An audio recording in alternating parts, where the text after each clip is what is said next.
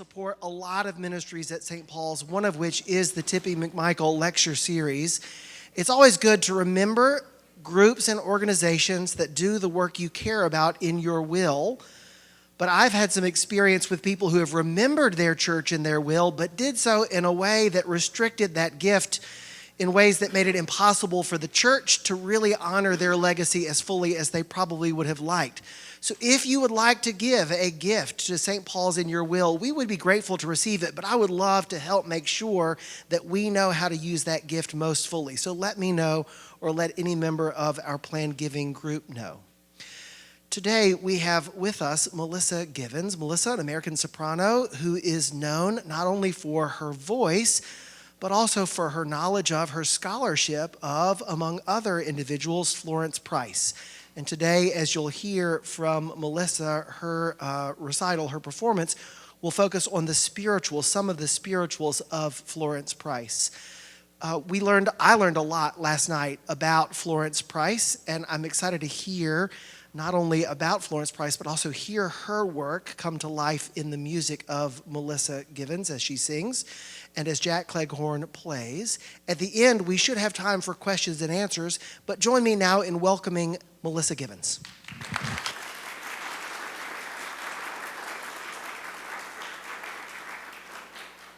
Good morning, everyone. Let's see, can you, yep. Better? Yes. Okay. Never know where to put these things. Maybe we try it there. Better? No. We'll figure it out. Okay, hello. Hello. Fine. Good morning, good morning. If you were here last night, there will be some repetition of the lecture, but that's kind of how these things go, but not the singing. So I'd like to thank the committee, the Tippy committee, for inviting me here to enlighten you a little bit about Florence Price, and especially I'd like to thank them for being so kind to allow me to withdraw last year when my mom died, and to also bring me back this year when things are better. I'd like to thank the special collections people who brought such a gorgeous display of Florence Price materials that were so enlightening and helped to bring more context to the things that happened that we sang last night. And also to Carol Maeve and her husband Matt Trudeau for generously hosting me this weekend. They're just so awesome. And I cannot say enough thanks to Jack Cleghorn for partnering with me in presenting this amazing music for all of you this morning. Florence Price is truly one of America's greatest composers. Not women composers, not black composers, but composers, period. It is only the fact of her race and her gender and the life experiences that attend from that have prevented that assessment from being more widespread. I do believe it is becoming less of a minority opinion, if you'll pardon the pun. Why have I become a Price scholar and performer? As I contemplated my doctoral dissertation topic some years ago, I eventually settled on the songs of Felix Mendelssohn and their reception history in London, where he's basically a rock star. One of the leading scholars in Mendelssohn research was John Michael Cooper, and I literally could not have completed my document without his voluminous research in that area.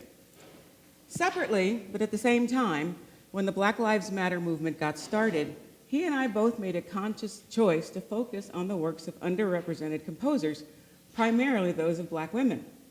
His scholarship led him to Florence Price and Margaret Bonds, among others, as did my performing.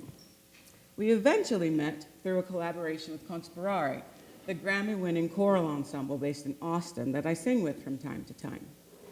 Besides becoming fast friends, we eventually became partners in Price. I've been the grateful beneficiary of several editions as they've come off the presses, as it were.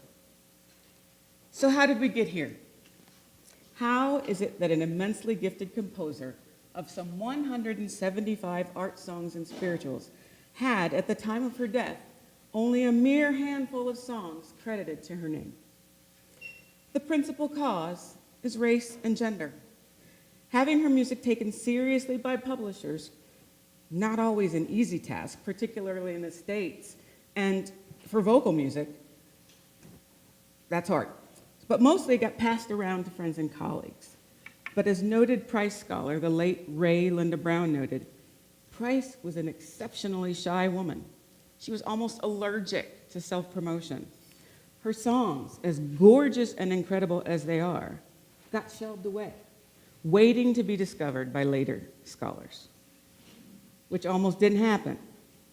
In a very well-publicized story from 2009, a ramshackle home in Chicago in which she had once lived was set to be demolished. Someone fortunately did a walkthrough and saw the trove of papers in it and figured out whose they were.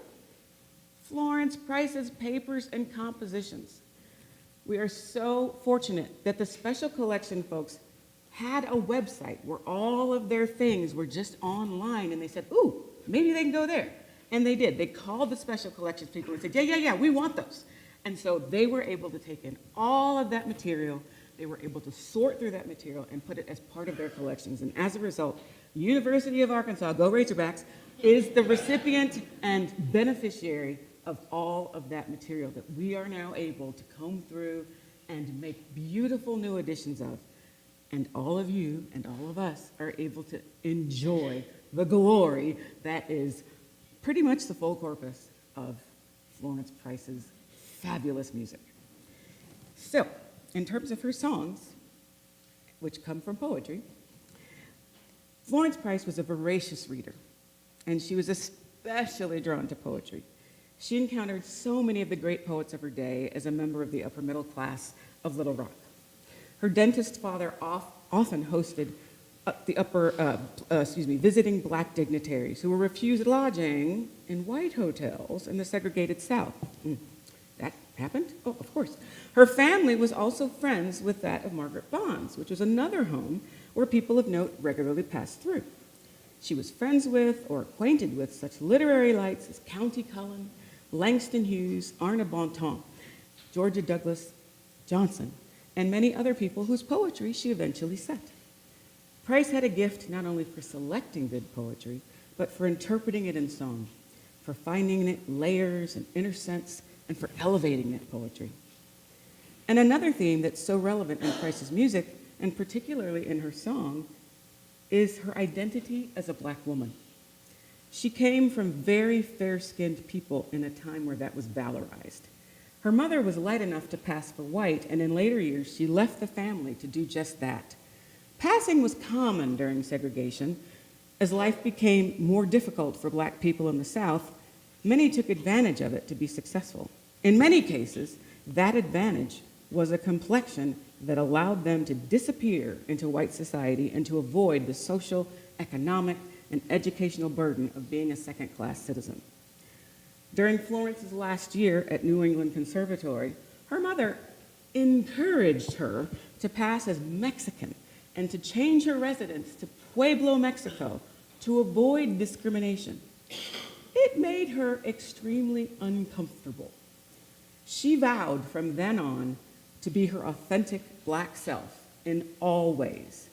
It is a trait that can be seen in many of her compositions in terms of her musical idiom and her text choices. As her relationship with her mother was very fraught, this was also a theme that revealed itself in her songs. There was a long-standing tension between them about not only the passing issue, but about race and class in general. After her father died in 1910, her mother sold off all of the family assets, destroyed any evidence of her black existence, and hightailed it to her family in Indianapolis, where she reinvented herself as a white woman.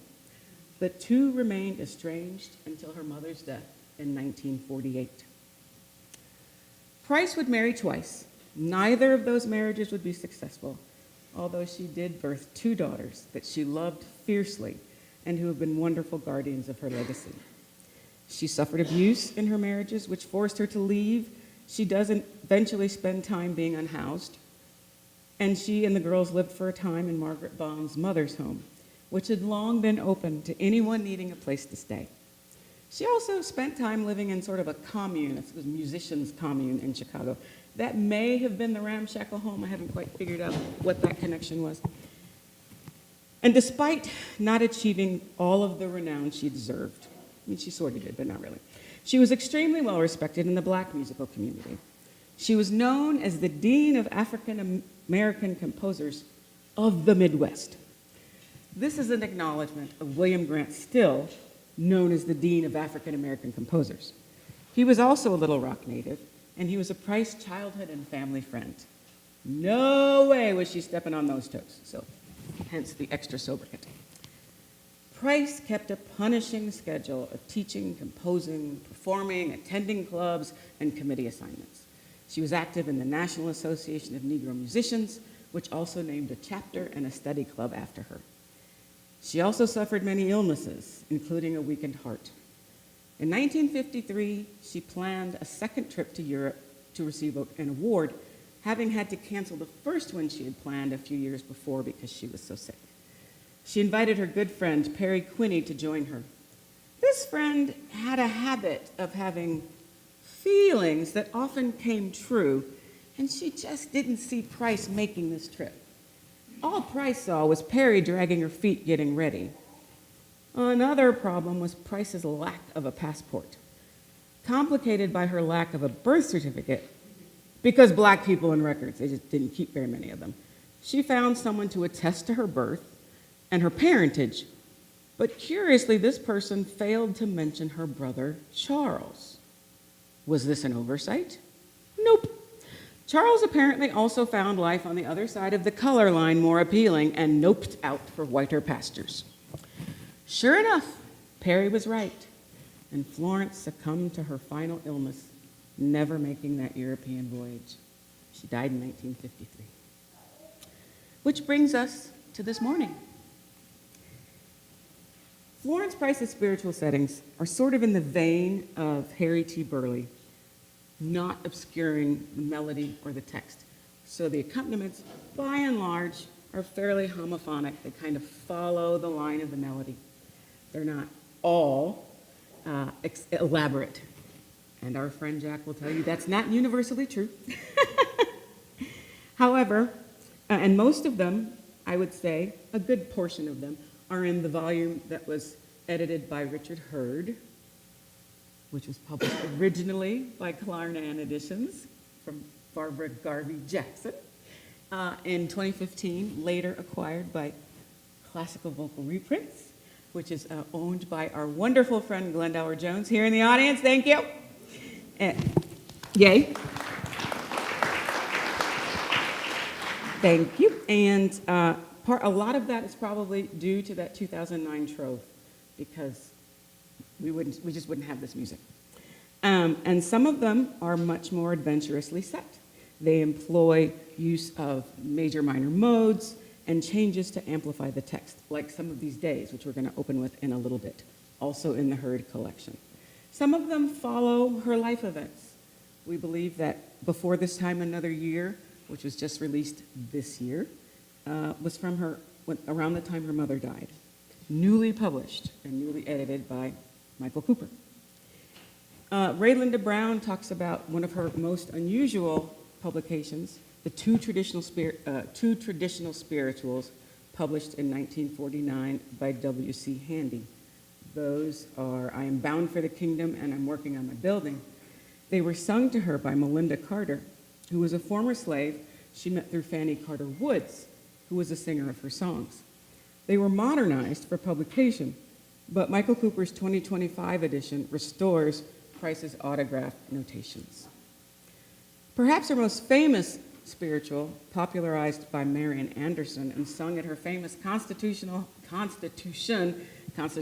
my mind, I know you know why, Constitution Hall recital, is My Soul's Been Anchored in the Lord. We're going to close with that one.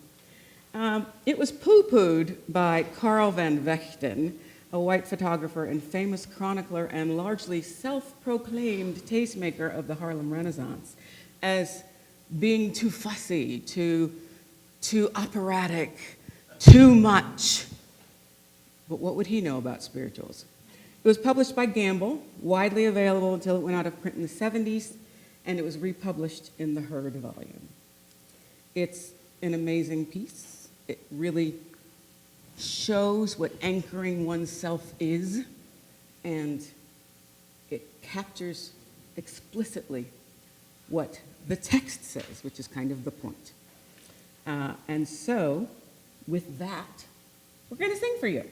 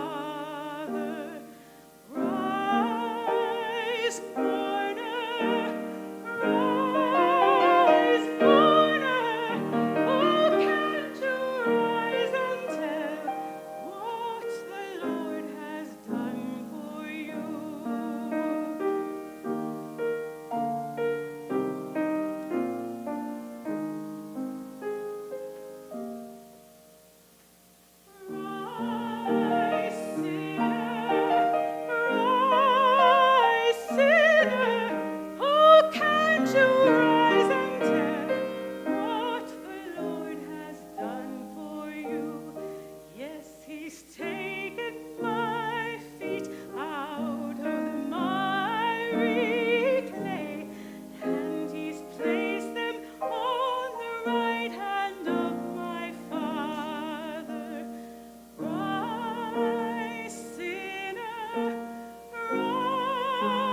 sinner, oh, can't you rise and tell what the Lord has done for you? Oh, can't you rise and tell? Tell, oh, can't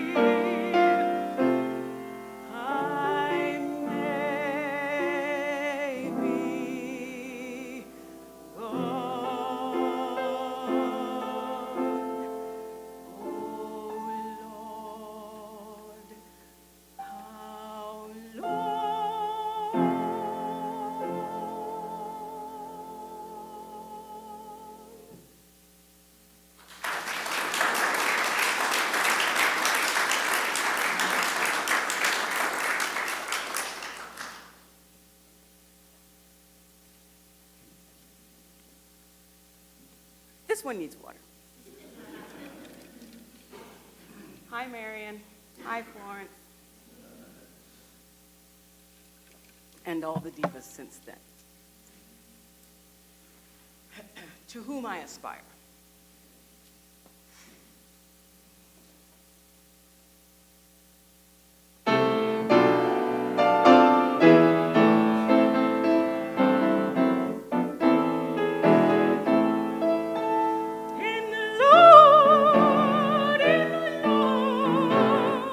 My soul's been anchored in the Lord, in the Lord, in the Lord. My soul's been anchored in the Lord.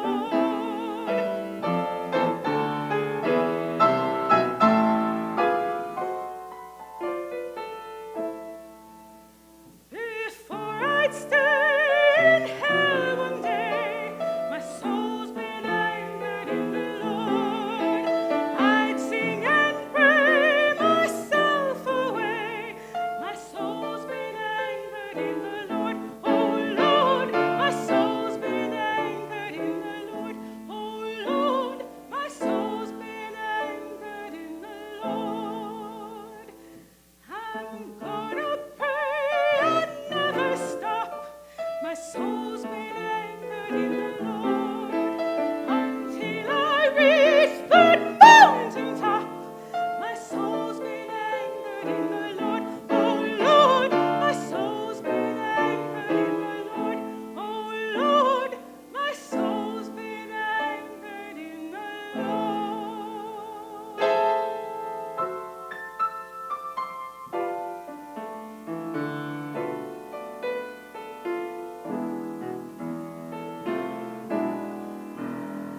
In the Lord, my soul's been anchored in the Lord. In the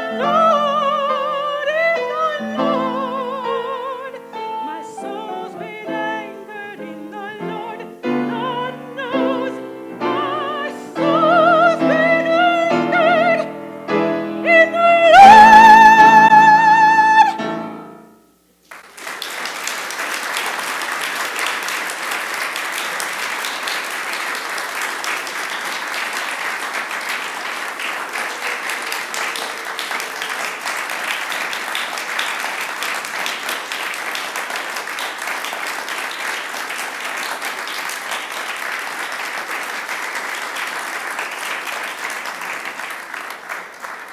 We are happy to entertain your questions.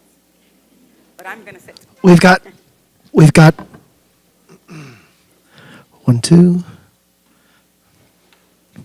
In order for us to live stream, we have to have a microphone that will pick it up.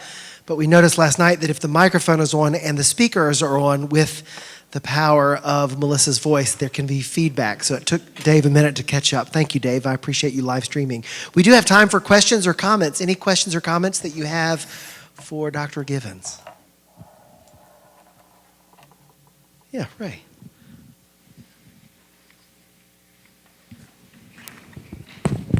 I can hear Reverend Gary Davis, Death Don't Have No Mercy, in one of those songs. I don't know that one, but probably. And the overall feeling sounds like Stephen Foster. Oh, well, Stephen Foster was a person who lived in the 19th century. Yeah, he was, he appropriated rather a few vernacular things and did stuff. So he probably was around when that stuff was happening, and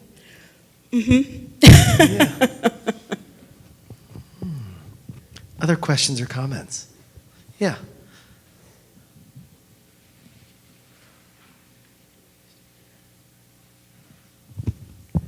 I loved your performance last night, thanks. but today was like my childhood. Oh, My mom, I told you yesterday or last night that my mom was a voice. I mean, she is a singer, and she sang spiritual songs, not necessarily Afro-American spirituals, but those two.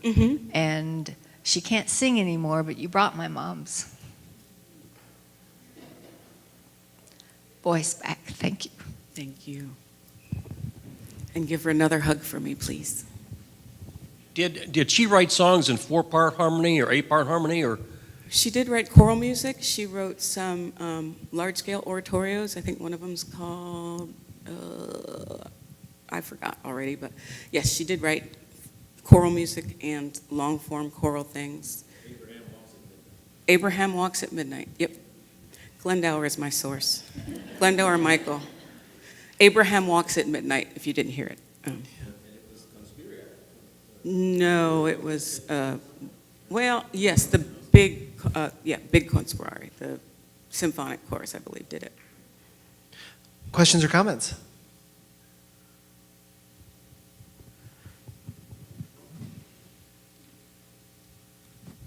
So what do you think was the impetus for her creativity? She started performing, I think her first concert was when she was 4. She was just kind of in a musical milieu. She went to college and grad school and she taught. She was just kind of steeped in music. And I think when you have that kind of creative spirit, you can't help but produce all sorts of things. She wrote symphonies, she wrote chamber music, she was a pianist. And she had friends who needed music to sing. She wrote for all sorts of ensembles. So you can't help but do it. She was a church musician, yeah. Yep, tons of organ music. Carol's played some of it. So yeah. I have a question. Would you talk a little bit about, as a performer, how you balance a desire to experience at least part of the emotion behind a text without allowing that to overwhelm you in a way that would inhibit your ability to get voice? And is there such a thing as that? Would you talk about that if you're willing? The struggle is so real. I have actually had to stop singing a couple of times. Once in church, there was it was a Presbyterian women gathering, and usually I'm pretty good at just kind of keeping that remove. But this woman had spoken before me, and she told this story about a dog who died and going over the Rainbow Bridge, and I don't know, I was just in a place where, and I had to sing "It Is Well With My Soul" after that, and I literally had to stop. Fortunately, it was a gathering of people who knew me very well, and they said, "It's okay, Melissa, it's okay." But the veil broke, and I couldn't do it. But you just you learn after a certain point that you have to have enough emotion and enough response to the text and to the music to be authentic in your interpretation, but not so much that you kind of tip over. But that day I didn't. Yeah, it has to be real, but not so real that you can't do it. Yeah. Yeah, and I suppose that in those moments when you happen to bring with you some proximate experience, sometimes we have to not be real, right? I mean, in those moments we leave feeling like my heart wasn't able to be in that because I couldn't have withstood that. But maybe practice, not callous, but muscle. Right. I mean, yeah. Right. And my students, they have to sing all sorts of things, and I tell them, you're going to sing a love song today, and you might not have experienced love of that type, but maybe that love that you're going to channel is of your pet, or ice cream, or something. So you have to find something that approximates what you're singing about. So it's going to be real, but it might be some sort of facsimile. Yeah. Thank you. Other questions or comments? This thing picks up plosives very well. It does. Any other? Yeah, Ray.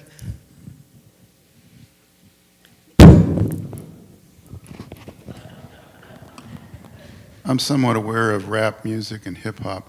Can music like this still be composed today, authentically? Absolutely.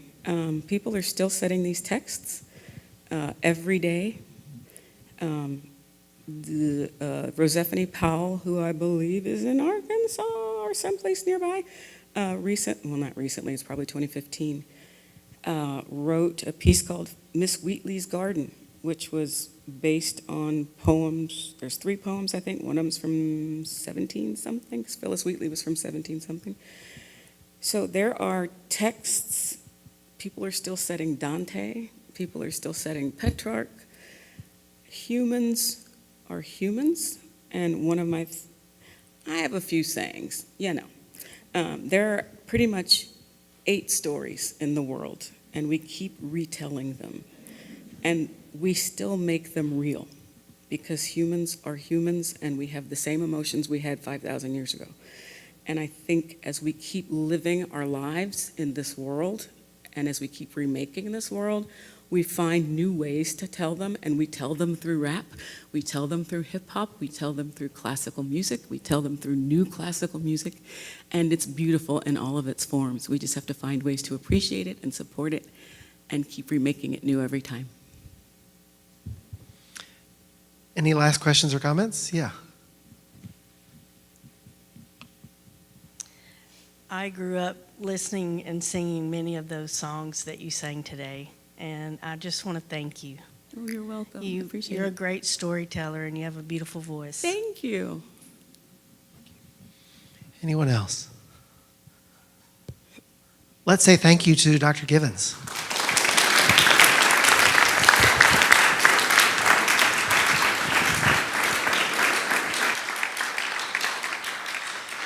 Two other quick announcements before we leave. First of all, our next Tippy speakers on the back of our leaflet, Bishop Marianne Buddy, will be with us in February to talk about her most recent book on moral courage in turbulent times, and I hope you'll be here to join us. Next week in the Adult Forum in this space, we'll begin a 3-week series on Zionism and the ways in which Zionism has begun to infect Christian theology in ways that distort our ability to be honest about what's happening in the Middle East. And I hope you'll be here for that as well. Thanks again.